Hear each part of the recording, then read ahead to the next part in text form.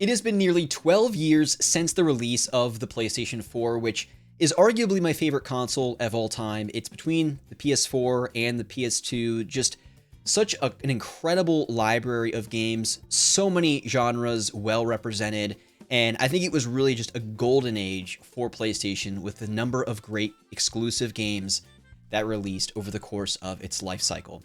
But hello everyone and welcome back to another video. Today we're going to be going through each and every single one of my PlayStation 4 games, hopefully making great game recommendations for you. You can add games to your wish list. I'll be sharing some of my favorites along the way, my impressions, my experience playing each of these games, some of which I've not played, although I do think the vast majority of my PS4 library I've had an opportunity to at least dabble in these games, but more often than not, I've finished them. You can also check out two other videos that I'll link down below, my top 25 PlayStation 4 games of all time.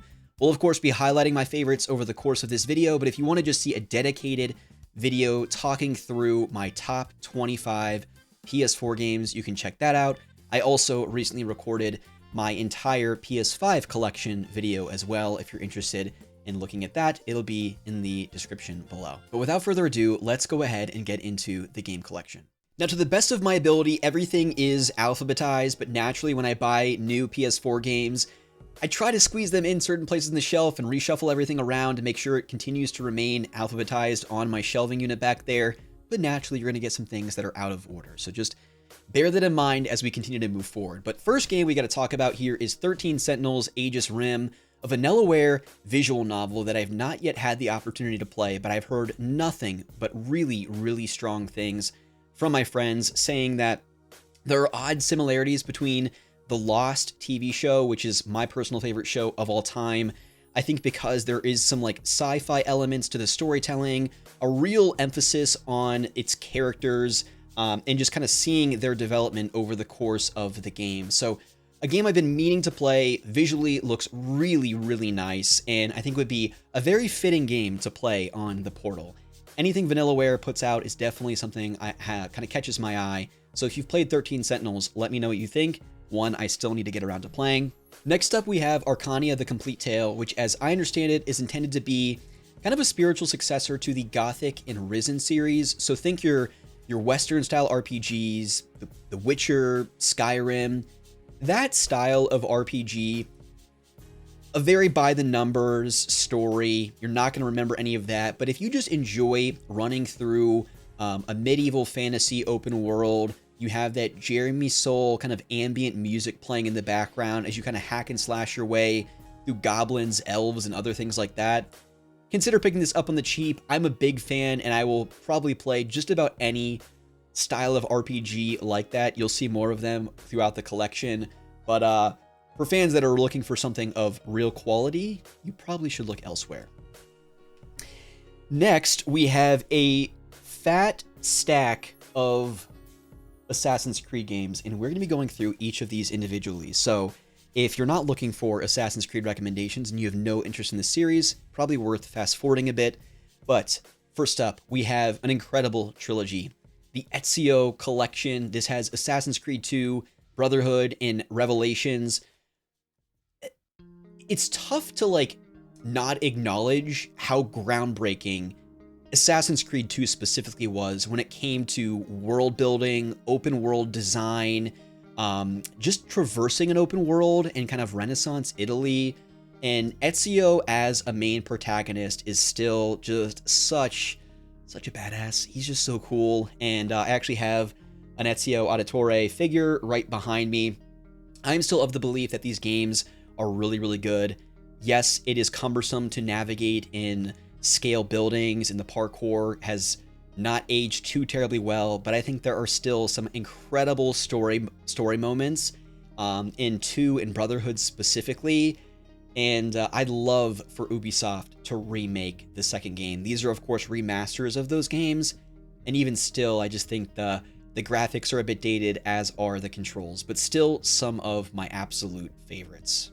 Then we have Assassin's Creed 3 Remastered. So this has the base game of 3, but also Liberation, which originally was exclusive to the PlayStation Vita. I'm actually playing through Assassin's Creed 3 now, hopefully for the first time to completion. I played it on the 360 back in the day, And this was kind of like, I was beginning to have Assassin's Creed fatigue, because as you know, they were coming out every single year as frequently as Call of Duty, and I made it about halfway through the game, and my save file got corrupted. I ran into like a game glitch or something like that, and I just lost a lot of progress and just never went back to it. So I'm back in, I'm playing it, really, really enjoying it. This, of course, takes place during the American Revolution, so you're doing missions for Benjamin Franklin and George Washington and Paul Revere, and if there's one thing you cannot deny, Ubisoft, it's just how immersive their open worlds are and how amazing they can like depict historical settings. And I think 3 is no exception. Really enjoying my time, looking forward to wrapping that up and playing it to completion. And before I get into Assassin's Creed 4, I will also say that I am in the midst of working on 2 videos. One is intended to be a complete retrospective of Assassin's Creed, my history with the series, why I love it so much, and how I've kind of gone down this crazy Assassin's Creed rabbit hole over the past few years, and why I think you should give the Assassin's Creed series a fair, honest chance if you haven't already, as well as a video ranking the entire series. So I have a couple games I still need to finish and roll credits on. Once I do that, I will do a complete ranking of the series. But here we have Assassin's Creed 4 Black Flag, one that I had not played to completion until a few years ago. My gosh. This game came out when I was in college, and it's probably best that I waited until now to play it, because I probably would have skipped class in favor of Sailing the Seas, because this game still looks beautiful. Just kind of navigating the Caribbean, sailing the open seas. What is it? Edward Kenway, I believe, is his name. I could have messed up his last name, but one of the best endings to an Assassin's Creed game. If you know, you know. The song that plays, just kind of that final cinematic that plays out, really special. And rumor has it Ubisoft is currently in the midst of making a remake of AC4. Really looking forward already to going back and replaying that as part of that remake at some point.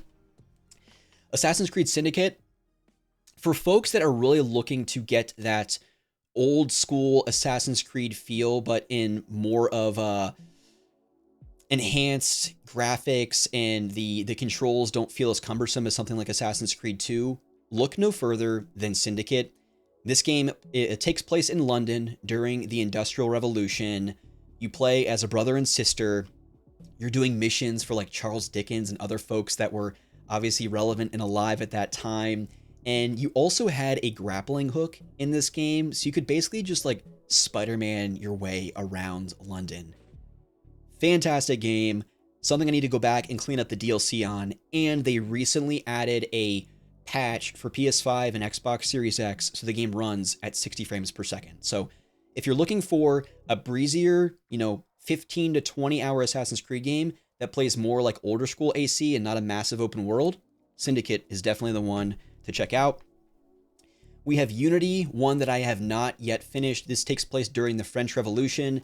This one is kind of most notoriously known for its parkour, probably being the best of the series, which I would tend to agree. It's just this very free-flowing navigation that feels very seamless, effortless. The world is never working or resisting you to navigate it like a lot of those other Assassin's Creed games are. And also a much shorter, breezier experience as well. You can probably beat this in about 12 to 15 hours. Next up, we have Assassin's Creed Rogue, which is kind of the companion piece to Assassin's Creed 4 Black Flag. You're not playing as Edward Kenway. Instead, you're playing as this pirate turned Templar. And instead of like the tropical Caribbean, it's kind of like during the wintry months. So you're like sailing through glaciers and icebergs and all that kind of stuff. And also a much shorter Assassin's Creed experience. You can beat this in about 10 hours.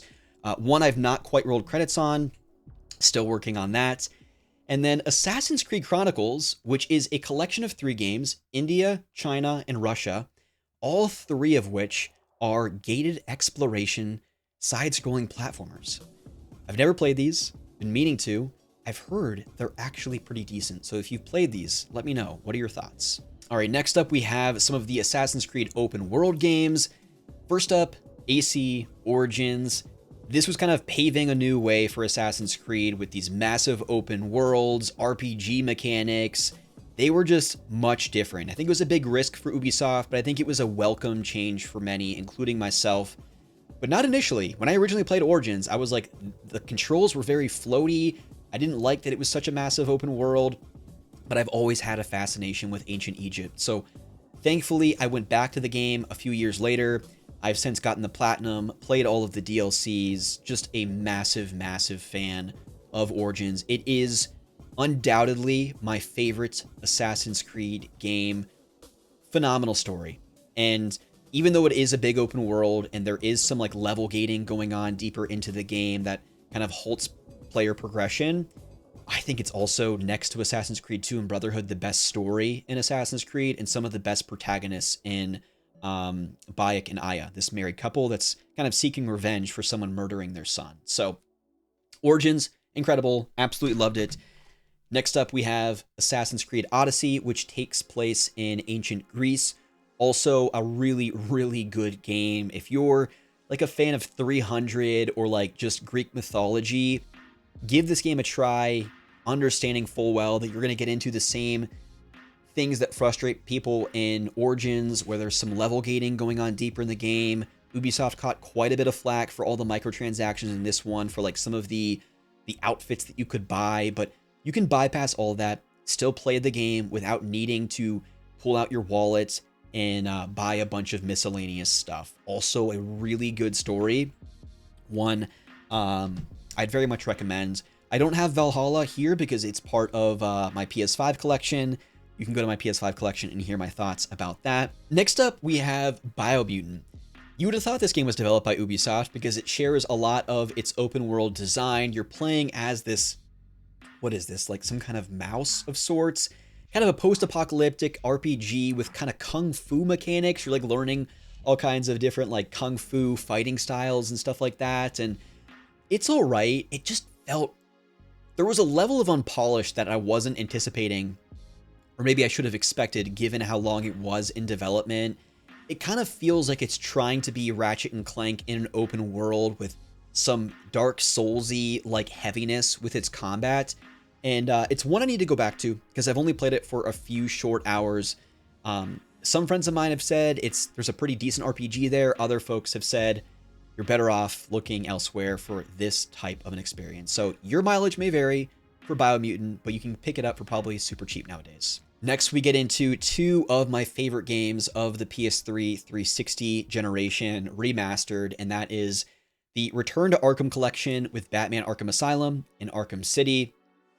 I go back and forth on which I prefer. I've played both games twice, and I love them dearly. I'd love to actually return to these once again, probably Asylum, and unlock the Platinum Trophy, because I think it just requires me to basically replay the game on hard difficulty, finish the Riddler challenges, and some other miscellaneous stuff. But these games still hold up tremendously. Rocksteady was just firing on all cylinders. You could tell it was such a passion project for the team.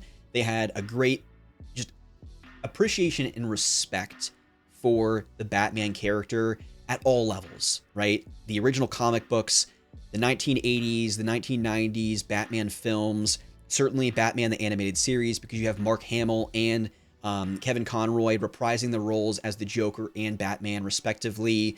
They are tremendous in these games. Just really, really good stories. And yeah, ones I can probably always go back to every couple of years and replay, which it's a little surprising because I've not yet rolled credits in Batman Arkham Knight.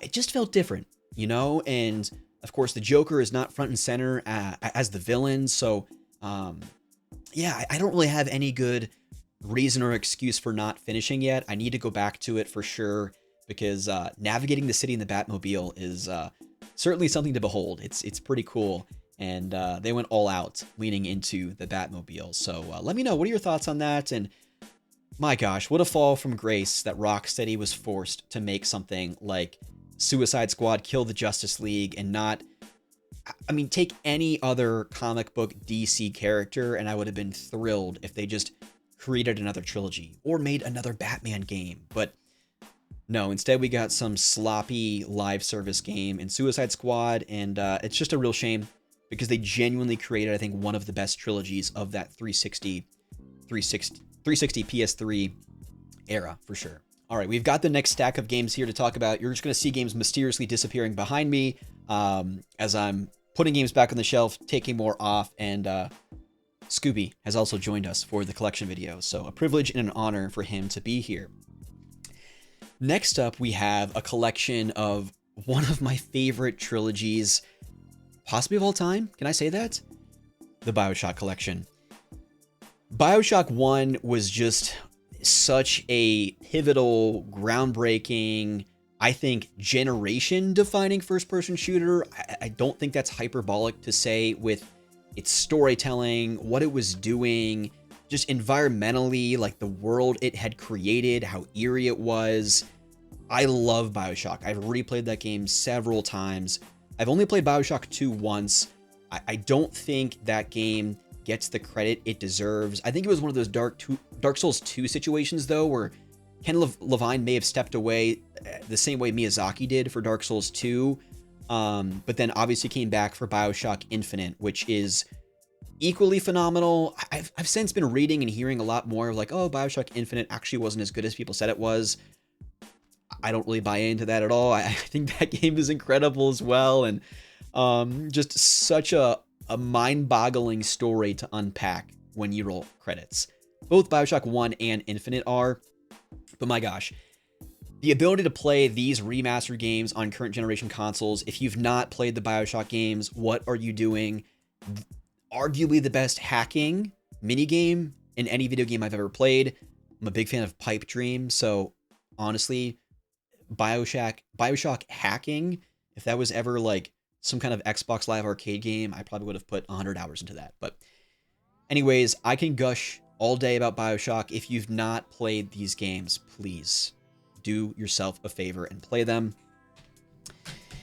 Speaking of games you have to play, Bloodborne, an absolute masterpiece. It's a shame we don't have a way to play this on 60 frames per second on PS5 yet. Still hopeful that Bluepoint or someone will find a way to remaster this game. Not that it needs it, it still holds up incredibly well. One of the best games on the PlayStation 4, one of my absolute favorites. I'm not going to be able to do justice actually describing why. You just know. Next up, we have Code Vein, which is a anime Souls-like. So think literally anime Dark Souls. And I put about 10 hours into this, got stumped on a boss, and it's one I'd like to go back to. I think it's probably becoming very tiresome nowadays for people to hear, oh yeah, that's a Souls-like RPG, because they're kind of a dime a dozen nowadays. I do think there's tiers to those types of games, though. The recent Lords of the Fallen is like an upper tier Souls-like for me. Lies of P is like way up there, and Code Vein is kind of like somewhere down below, with Lords of the Fallen probably a little bit below that. So if you've exhausted all Souls-like options, you've played Lords of the Fallen, you've played Lies of P, and you're looking for more, check out Code Vein. It's all right. Next up, we have a game that I've not yet played. One of the biggest shameful titles in my PS4 collection unplayed, and that is Remedy's Control. Remedy is just doing things that other video game companies and developers could only dream of, just in terms of how like all of their worlds, characters, and stories are interconnected. If Control is just in the ballpark of Alan Wake 2, I know I will absolutely love it, because Alan Wake 2 was, my gosh, worth the wait, and one of my favorite games of 2023. Very much looking forward to playing Control, hopefully sometime very soon. We have the Dark Pictures anthology, House of Ashes. I tend to kind of like beat these games and trade them in. I just haven't gotten around to the House of Ashes. I just don't think these games ever really captured how good Until Dawn was. Man of Medan, very just okay. There was one other one with the kid from Chronicles of Narnia, the third one. I can't remember his name. Is his name Will? Who knows what his name is? But this one I've not gotten around to playing. I want to. They're just a lot of fun to invite my brother-in-law over. My wife sits down and we all kind of just like in the moment make decisions together to figure out what happens to those characters. So always a good time. What's also always a good time is the Dark Souls trilogy. Similar to Bloodborne, there's not much I can say, but like just how much Dark Souls, when it first came out, just kind of shaped RPGs going forward. It really was kind of like a Baldur's Gate, a Morrowind, a Mass Effect, like a real generation-defining game when it comes to like Western-style RPGs, and for very, very good reason. I'm actually currently, with my brother-in-law's help, grinding out the Dark Souls 3 Platinum. I can revisit these games every couple of years. It never grows stale. And I think lore story-wise, it doesn't make sense for there to be more Dark Souls games, but Elden Ring, I'm of the opinion, was almost just too big for its own good. It was a little overwhelming for me personally. I'd love to return to a Dark Souls style game developed by FromSoft, because I just like that more linear style of gameplay while still giving you enough reasons to go off the beaten path and explore and find and discover different secrets. So Dark Souls classics, if you haven't played them, absolute musts. Next up, we have Dead Island, the Definitive Collection. This is, of course, our remastered versions of both the first Dead Island and Riptide. I really enjoyed these games. I even enjoyed the second game that was seemingly in development forever. It is basically Far Cry with zombies. You're on a tropical island, running around with a katana, just lopping off zombie limbs. I mean, what more could you ask for? It's a fun 15-hour game. You can play co-op with friends. They're not the best games, but they are certainly fun ones nonetheless. Next up, we have a game that is one of the best examples for me personally of a game that you put down and didn't really think you were ever going to return to, but you're so thankful that you did. That is Days Gone. I played this game for about 8 to 10 hours on the PS4 and just had no interest going back to it. But when the remaster released earlier this year, within 3 weeks, I put 80 hours into the game, rolled credits, and got the Platinum Trophy. I enjoyed it that much. I'm currently in the process of developing or making a longer form video kind of in defense of Days Gone, so I won't go too into the weeds, but what I will say is that yes, this game does go on too long. It does. There's no way around that, but I liken it to something like the Walking Dead TV show, where yes, there are certain seasons that seem like filler and seem like unnecessary, but they are necessary bridges to get you to those really satisfying, earned and deserved like character moments deeper into the show. And Days Gone is kind of that in video game form, where there are long stretches of not much happening, but they are kind of like dropping little breadcrumbs of story that are necessary for much deeper into the game. And I'm just so thankful that I went on this long, long ride. I genuinely fell in love with Deacon, the supporting cast of characters. And what I never would have thought is that there is a really, really hardcore cult following behind Days Gone. You look up any review of this game and you'll just see like hundreds of comments of people just saying like, Ben Studio needs to make Days Gone 2, one of my favorite games of all time, one of the most misunderstood gems from PlayStation's history. And I would tend to agree with a lot of that. More on Days Gone in a future video, but for now, just know that I have zero regrets with the 80 hours I spent in this game. I could honestly see myself going back to it in the years down the road because I enjoyed this game that much. Days Gone, absolutely a misunderstood gem, and one of my favorite games that I played this year, no doubt. Next up, we have Disney Infinity. Do you remember Toys to Life? I think I picked this up in the giant box with the Star Wars Disney 3.0 figures for like $20 on eBay. And I remember going to Walmart and just clearing shelves because they were all discounted and on clearance for like $3.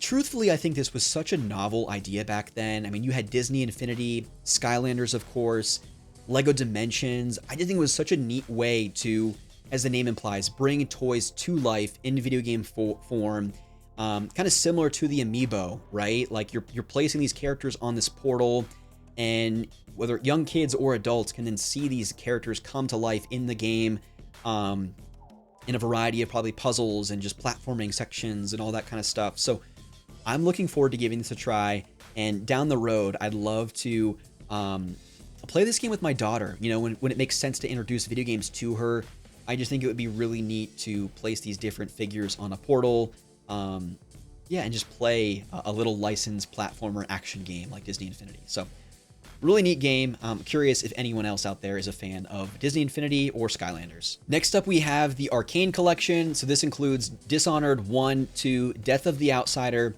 and Prey.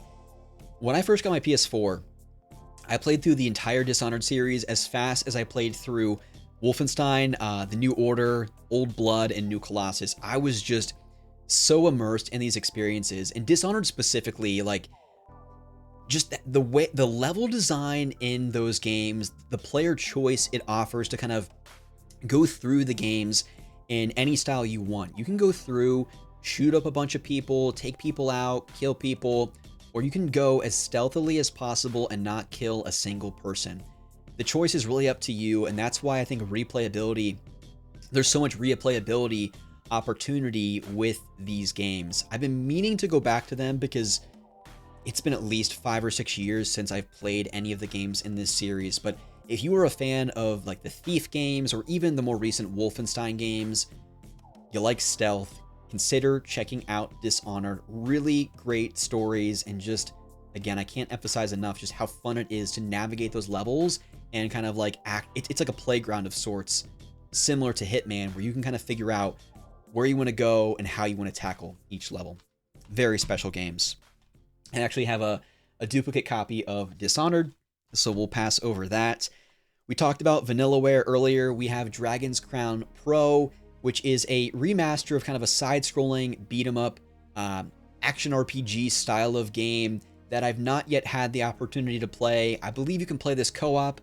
I remember Happy Console Gamer talking about him and his wife Kim playing this, so looking forward to giving this a shot down the road for sure. Next up, we have what many consider the best Dragon Ball Z game, that is DBZ Kakarot, which is a action RPG that takes you through the events of all of the DBZ sagas. So starting with Saiyan, ending with Majin Buu, you have an open world that you can explore with a lot of fun collectibles that kind of pay homage to the DBZ series.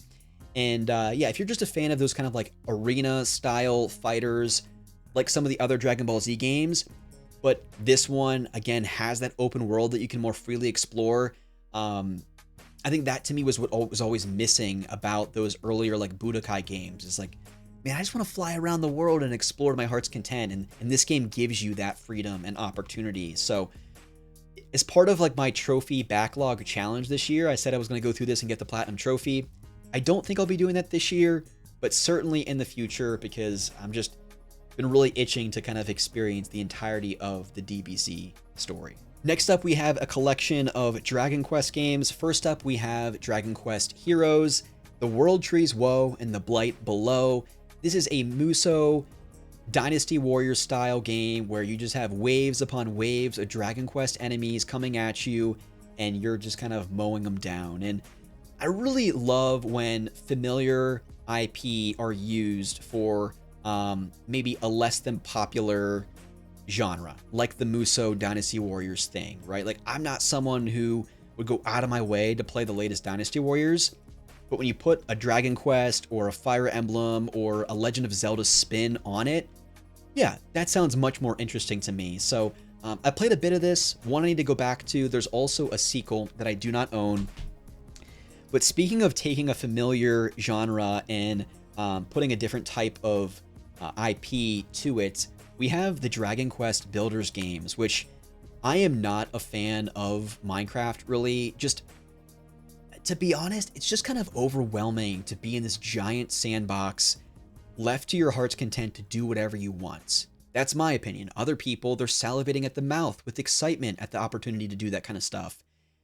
What I love about Dragon Quest Builders is that it takes the Minecraft gameplay style and brings structure to it, where you actually have a main quest that you're trying to complete. You go to different areas after completing certain quests, and it just provides that structure that I feel like I've always needed in Minecraft that doesn't exist. So if you, like me, are a little overwhelmed by Minecraft, but you love Dragon Quest, play the Builders games. I started the second first.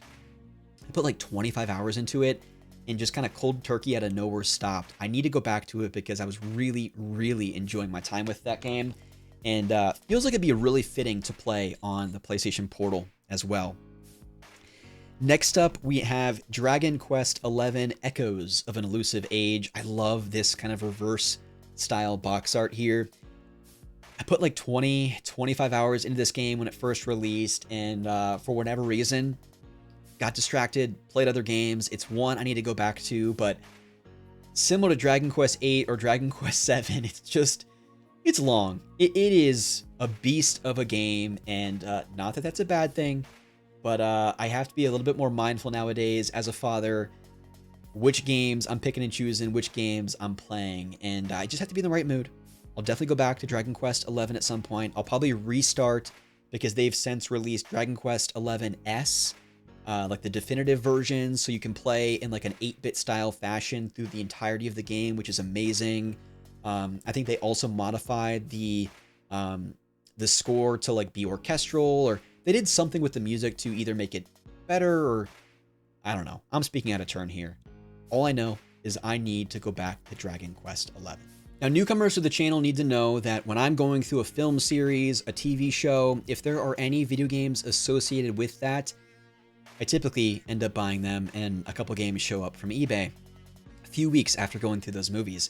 And that was the case leading up to the release of the live-action How to Train Your Dragon. I was watching all of the original films. I am a tremendous fan of those movies, loved the remake, and so naturally I had to pick up DreamWorks' Dragons Dawn of the New Riders, which is kind of like an isometric style, Legend of Zelda style kind of puzzle action game. You're not playing as Hiccup, at least I don't believe so. You're playing as Scribbler and Patch in an epic adventure to save the dragons. So if you like Zelda style isometric type games, maybe this is the game for you, but I'm pretty sure this is one of those games that is like exclusively for Ari Lewis 2011. All right, next up we have one of the most ambitious and unconventional games I personally have ever played, developed by Media Molecule, that is Dreams.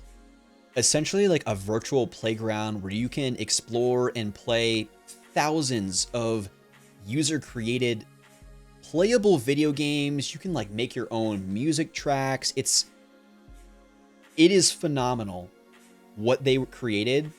It's also very, very sad and disappointing how horribly PlayStation marketed, promoted, and emphasized just how special this game was and could have ended up being for them.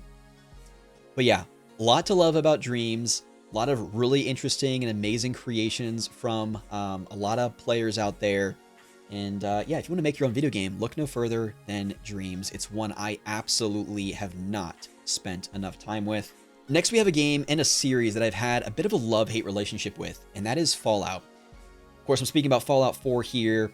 Never really got into 3 or New Vegas when those originally came out on Xbox 360. And a few years ago, actually on my Series X, I put about 10 to 15 hours into 4 and really enjoyed my time with it. So I still need to get back to that particular account. Maybe someday I'll return to it on PlayStation 4, grind out the trophies and get the platinum. I like exploring these worlds, but I do think it takes a bit of patience, and it's kind of an acquired taste. It's much different than Elder Scrolls. Obviously the controls, the UI, a lot of that is similar, but they're much different games than the Elder Scrolls series, and as they should be. But you just really have to know that going in and kind of have a different frame of mind when you approach these games versus something like Oblivion or Skyrim. Next, we have a collection of Far Cry games. We have Far Cry 4, which I enjoyed. I think this was a really strong follow-up to Far Cry 3, which is my personal favorite, and I think many others. Fantastic villain, just fun to explore the world. I think it really is more of Far Cry 3 than anything else. Unfortunately, the same can't be said for Far Cry 5. I didn't enjoy this game as much as 3 and 4, and I think a lot of that had to do with the open world design. What I loved about 3, and 4 for that matter, is that your outposts, like the enemy outposts, were clearly labeled, and it was kind of very formulaic in terms of how you were supposed to take those out.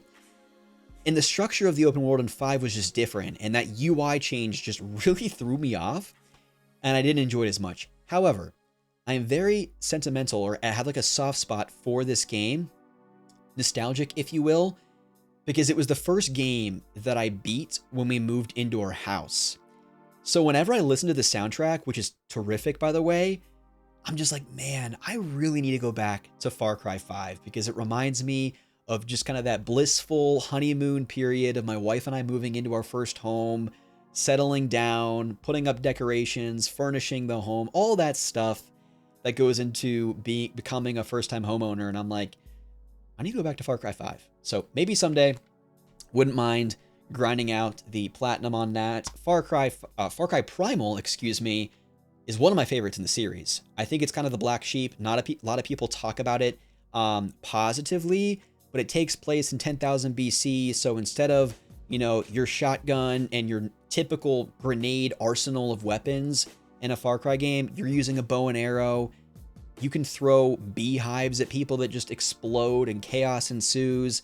It's just a ton of fun. You can also ride a freaking saber-toothed tiger. So it's pretty dang fun, and one I'd love to return to and grind out the platinum trophy in for sure. Next up, we have a game I've not yet played, and it is a daunting one. That is Divinity 2 Original Sin, the Definitive Edition. So think your Baldur's Gate. This is one of those tactical RPGs, really D&D style of, you know, you build your party of characters and you're playing through just a massive, massive RPG that really requires focused, intentional attention.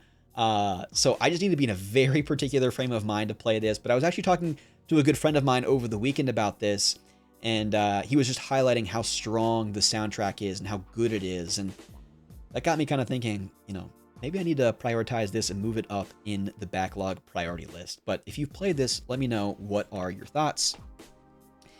Next up, we have 2 GTA games. We have the Definitive Edition trilogy with 3, Vice City and San Andreas.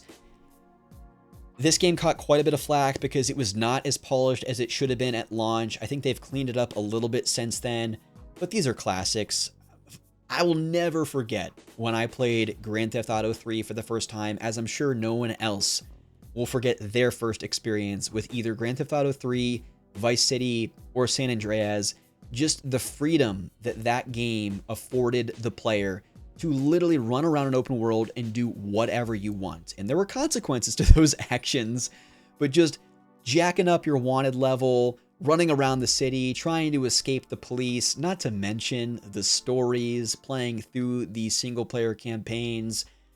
Vice City in particular, with the 80s vibe, the music, the radio stations, just true classics of that era. And very much looking forward to playing GTA 6 because I never really played GTA 5. I just kind of had like a sour taste in my mouth after GTA 4. I played that to completion. People just worshipped that game. Like, GTA 4 is like this generation's Breath of the Wild, where it's like anyone you talk to, it's like 10 out of 10, best game I've ever played, my favorite game of all time. Like, there was just so much positive buzz surrounding GTA 4, and I played it and I was like, man, it feels like this game is like you're playing on an ice skating rink. It was just really sloppy, slippery controls. Nico Bellic, cool character, enjoyed the story for what it was, but I didn't find it as mind-boggling as most people did, and so I just never really got around to playing GTA 5, so probably something I need to do before GTA 6 releases. Next, we have a massive pile of Final Fantasy games. So first up, we have Dissidia NT Final Fantasy. I believe this is like a remaster or maybe reimagining of the PSP Dissidia game that released many moons ago, and it is like a 1v1 fighting game with Final Fantasy characters. So if you are a fan of Tekken, Street Fighter, King of Fighters, things like that, and you love Final Fantasy, well, maybe look no further than this. Notoriously a terrible PlayStation trophy list, if you care about that kind of thing. But one I've actually not got around to playing yet. Next, we have Final Fantasy Type 0 HD. This is a remake of what I believe to be a Japan exclusive PSP Final Fantasy game. My good friend Blink actually recently played this not too terribly long ago and said, yeah, if you're into kind of more of a mindlessy hack and slash action RPG, maybe this game's for you. So one I've actually been looking forward to playing at some point soon for sure. Next, this is so cool. Final Fantasy, the Pixel Remaster Collection on a disc.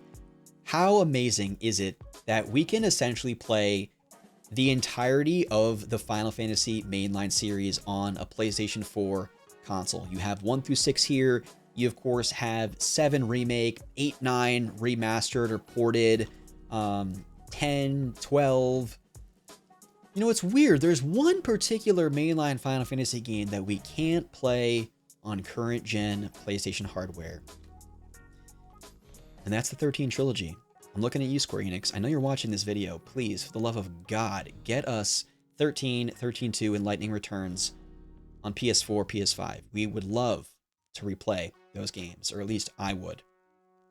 I have not played 4 through 6 of these original classics, so I've got my work cut out for me, and another gaming shame moment that I've not played those classic Final Fantasy games. I've also not finished Final Fantasy X. I restarted it earlier this year, and I got 30 hours into it, and I was absolutely loving my time with it, which came to a screeching halt when Claire Obscure Expedition 33, my current frontrunner for Game of the Year, released. I need to come back to it. One of my favorite leveling up systems. It is quite a steep learning curve, but like once it clicks, the sphere grid, it's not to the degree of my love for the Crystarium system in Final Fantasy 13, but my gosh, does it come close. 10 is special. I don't need to tell you that. You know that already.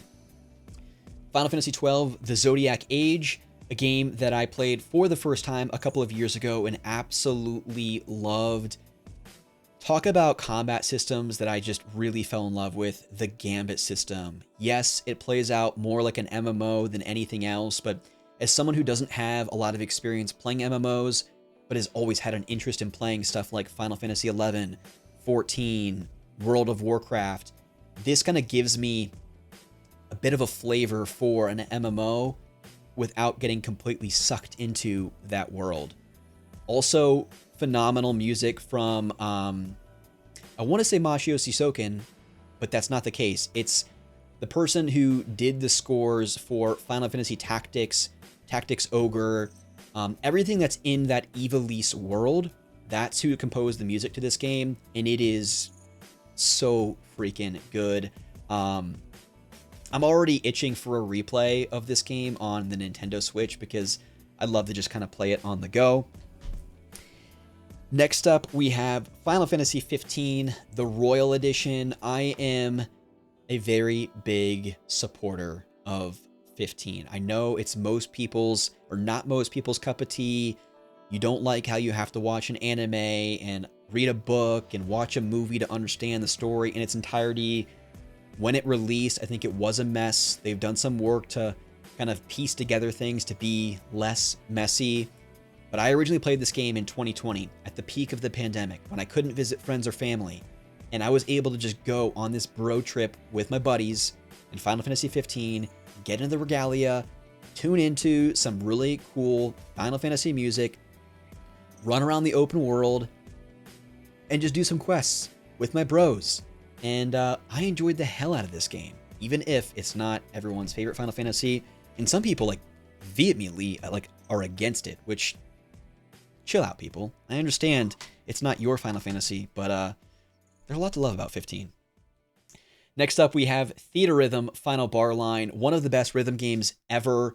One of my favorite games on the PlayStation 4. If you enjoy Final Fantasy music and you can't justify putting dozens, if not hundreds of hours into all of those other RPGs, and you just want that little bite-sized piece of Final Fantasy, pick up Final Bar Line, install it into your PS4 or 5, pick up and play for short bursts, and just get that beautiful Final Fantasy music injected into your veins. It's so good. I have yet to uninstall this game on my PS5, and I probably never will. All right, we have one Final Fantasy game left, and that is the 7 Remake Deluxe Edition.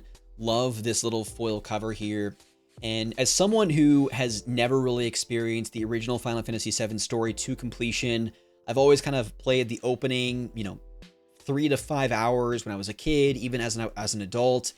And so being able to experience this in fully 3D, game looks phenomenal, more of an action RPG compared to its originally being a turn-based game, has just been such an amazing experience. I absolutely adored Rebirth, and what I appreciate about this first part is just how focused it was. And Rebirth is just really goes off the rails with how open world it becomes, and there's just so many miscellaneous things you can do. It's very distracting, and I would even argue bloated at times. 7 Remake, this first part, it's focused, it's intentional, at times it's very linear, but I really appreciated about this game, as it kind of gives you that foundational understanding of who these characters are, how they fit into this grander story, and kind of where they end up going over the course of this 30 or so hour game. Really, really enjoyed my time with Remake. And yeah, a game I'd love to replay at some point down the road, maybe for the Platinum Trophy. We did, as I was pulling more stuff off the shelf, this is the final stack we're going to go through. I thought we were going to maybe try and include all of my PS4 collection in one video. There's just too much to go through, and I tend to talk too much. If you've been here for any reasonable amount of time on this channel, you know I tend to ramble. So this is my opportunity to let you know we have one final stack, then we'll cut, and then we'll be back maybe in a week or two, depending on what videos are coming out at different times. We'll make sure to get part 2, which should be the final part in this collection video. But a game I should have mentioned earlier, that is Concrete Genie, a real indie gem with an emotional story, visually stunning. You're playing as this young boy named Ash, and he's bullied, so he really just kind of escapes into this sketchbook of his, is drawing all these monsters. Eventually he discovers this magical paintbrush, so as he's drawing these sketches and you're controlling it using the analogs on the PS5 or PS4 controller to create these drawings on the different buildings around the city, they're kind of coming to life. And so they introduce puzzle solving in some really unique ways as you're using these different drawings and creating different monsters to do different things around the city. Just a really unique way of approaching themes like isolation, bullying, just emotional healing, and how everything kind of comes together at the end is really heartwarming. So if you're into kind of like just those tighter, shorter indie experiences with a really powerful message, Concrete Genie, look no further. You can beat this game in like 6 to 8 hours. Really fun trophy list for all my trophy hunters out there as well. So Concrete Genie, cannot recommend that one enough.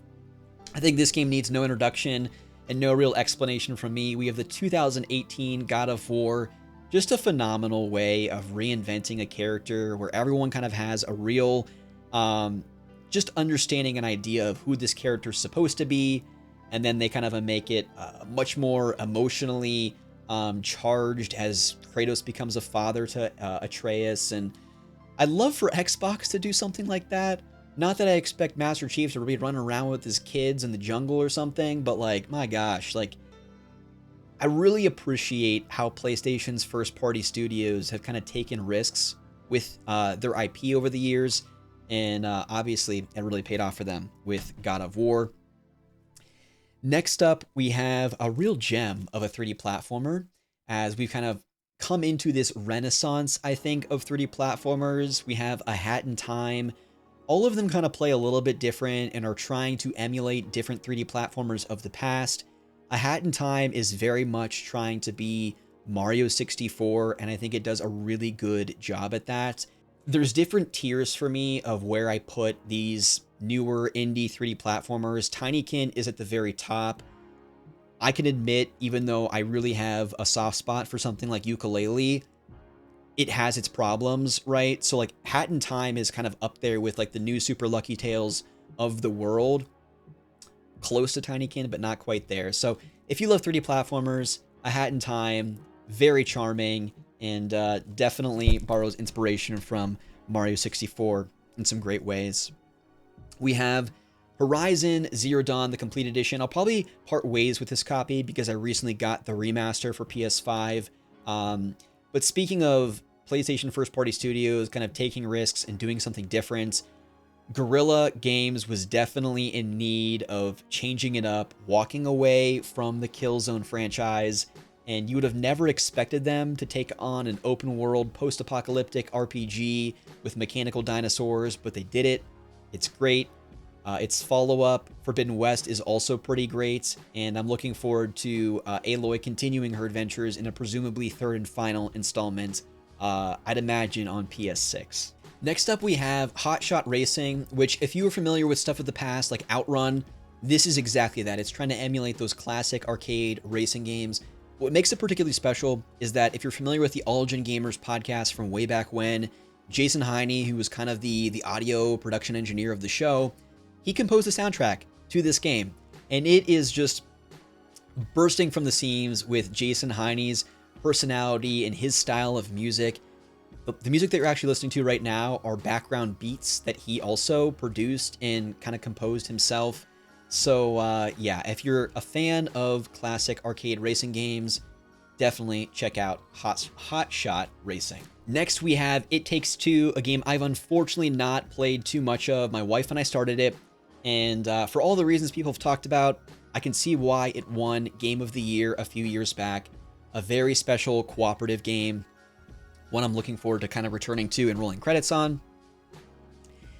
I talked earlier about being a fan of those Western-style Elder Scrolls-type RPGs. Kingdoms of Amalur: Re-Reckoning. I could not believe that THQ Nordic remastered this game from the 360 PS3 era. I will say once again, if you are hungry for more Dragon's Dogma, Witcher 3, Elder Scrolls-type games, this is one to check out. What makes it also particularly special is that Grant Kirkhope of Banjo-Kazooie fame composed the soundtrack to this one, and you can hear a lot of like the Banjo-Kazooie, Perfect Dark, GoldenEye type sounds in this game, and yeah, it's actually a really fun action RPG for sure. Next up, we have a collection of Life is Strange games. I've only played the first one, which I really did enjoy. Anything like Telltale's The Walking Dead, The Wolf Among Us, Game of Thrones, which Telltale also did, Life is Strange. I love that player choice of being able to make like critical decisions of what characters say or don't say or do that has significant outcomes to how the story plays out. Because one, it's interesting to talk to your friends and hear what decisions did you make, what outcomes did that lead to, and then maybe replaying the game to get the quote-unquote best ending or outcome. So Life is Strange, really enjoyed that one. We have Life is Strange Before the Storm, which I believe is the prequel story to that first game, and then Life is Strange 2. So still need to get around to playing these, have not yet done that. Next, we get into a collection of Kingdom Hearts games. I won't go too terribly long on these. We have the 1.5, 2.5 collection, which has 1, 2, Raging of Memories, Birth by Sleep, and then, of course, the cutscenes for 358 over 2 days. Kingdom Hearts, the first game, is my personal favorite game of all time. Probably will always be my favorite game of all time. Being able to very conveniently replay these games in HD fashion on current generation consoles is amazing. Here's hoping that the Nintendo Switch 2 also gets these games and not those cloud versions, which is ridiculous to me that we have to be able to access the internet to play those games on the Switch. Just garbage. Please, for the love, Square Enix, let's get native ports of these remastered versions on Switch 2. And no game key cards. I'm coming for you if we get more of those. We also have the Kingdom Hearts HD 2.8 Final Chapter Prologue. This, of course, has the 3DS Dream Drop Distance HD version, as well as a bit of a mini story where you're playing as Aqua to kind of bridge the gap between Dream Drop Distance and Kingdom Hearts 3. So I've actually been itching to replay Dream Drop Distance because I have not played it since originally experiencing it on the 3DS.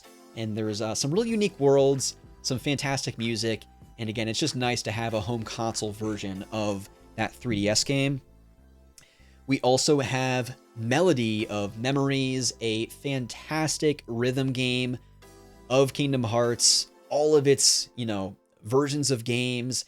And what's really neat about this game is that when you're playing through certain music and then you kind of dip out of that, you get to actually navigate in the gummy ship in this kind of like massive map or world to kind of traverse the different planets as you would in those Kingdom Hearts mainline games. So just a really unique way to kind of get to that next chapter or get to that next game's music. One I need to return to. I've really only scratched the surface of this game, but if you like Theater Rhythm Final Bar Line or the 3DS Theater Rhythm Final Fantasy games, and you like Kingdom Hearts, this is an absolute must to add to your collection.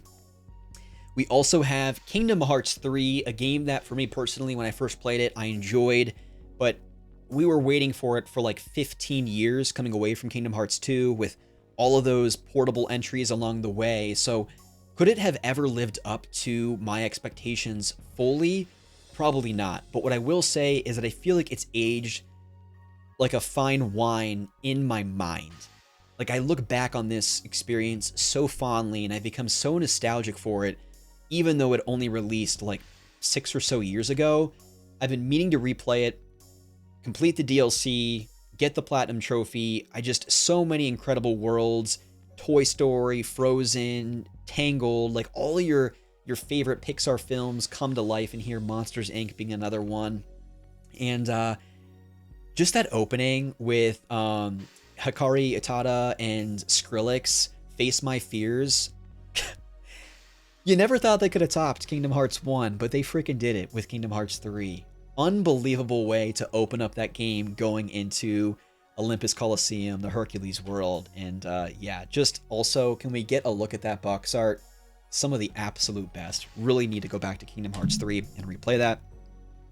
We have my 2021 Game of the Year, I believe, Kena Bridge of Spirits.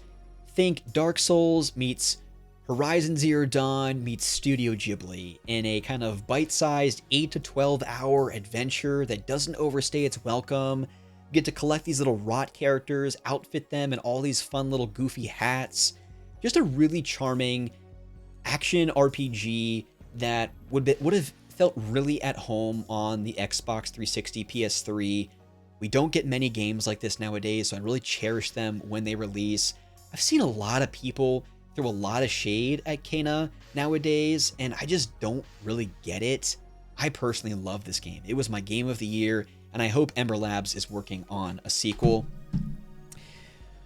We have a game that I've never been able to get into. I probably might never get into this. That is Kingdom Come Deliverance. The learning curve to this game is so steep that God bless you if you're able to play this and get beyond those opening hours, learning all the finer mechanics of how to swing a sword, ride a horse, joust, whatever it might be. It has all of the ingredients to a game I would theoretically love. The medieval fantasy, ambient music playing in the background, a fun open world to theoretically explore, but like, the first person experience is brutal.